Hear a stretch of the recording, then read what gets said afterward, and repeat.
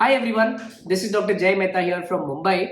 आज के हमारे वीडियो में हम ये बताएंगे कि क्या अल्कोहल इंटेक से या क्या बियर पीने से स्पर्म काउंट पे कोई इफेक्ट आता है या नहीं।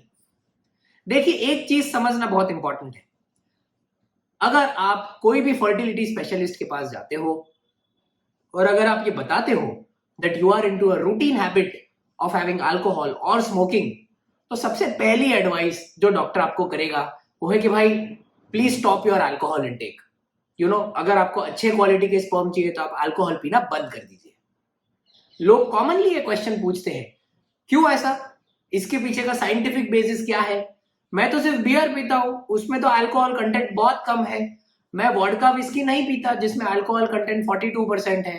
मैं तो बियर पीता हूं और वो भी एकदम लाइट वाला, उससे क्या होगा?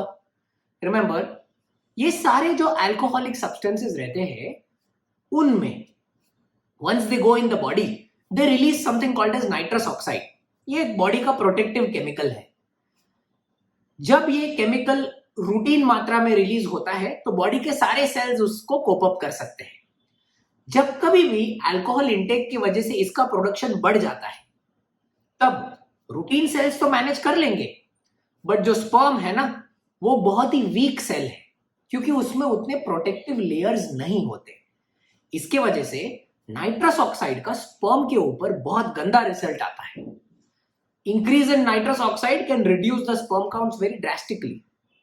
इसी वजह से जो भी कोई हेवी ड्रिंकर्स रहते हैं, दिन के 2 पैक के बिना तो काम ही नहीं होता, हर दूसरे दिन की पार्टी में दारू पी के आ गए, इन सारे लोगों को अल्कोहल इंटेक कम करने की एडवाइस दी जाती है। और ये अल्कोहल इंटेक कम इसके लिए करने को बोला जाता है सो दैट उनका स्पर्म का क्वांटिटी और क्वालिटी दोनों इंप्रूव हो सके। अगर उन्होंने इतनी एडवाइस फॉलो कर ली then there is a very good chance that they will be able to conceive very healthily and naturally. ये एक पार्ट है। सेकेंड पार्ट ये है कि काफी बार लोग ये पूछते हैं कि डॉक्टर कैजुअल ड्रिंकिंग से स्पर्म पे क्या इफेक्ट होता है। अब देखिए, कैजुअल ड्रिंकिंग का मतलब क्या होता है। मान के चलिए आपके फैमिली में, फ्रेंड में किसके यहाँ पे पार्टी है, आप चले गए, हफ्ते में शायद एक बार आप ऐसे कोई पार्टी में जाते हो और आप एक पैग विस्की का ले लिया या आप एक कैन बियर का पी लिया आपने। इसे बोलते हैं सोशल ड्रिंकिंग। सोशल ड्रिंकिंग का स्पर्म काउंट पे कोई इफेक्ट नहीं होता। That much alcohol intake the body can tolerate very nicely.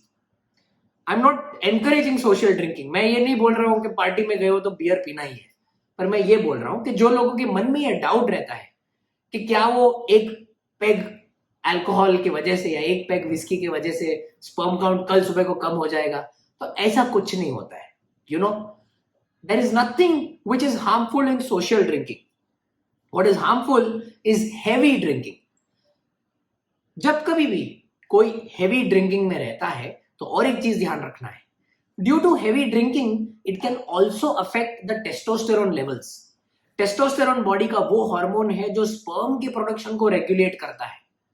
Heavy drinking की वजह से बॉडी का जो टेस्टोस्टेरोन लेवल है वो भी कम हो सकता है और उसके वजह से स्पर्म प्रोडक्शन पे लॉन्ग टर्म डैमेज हो सकता है।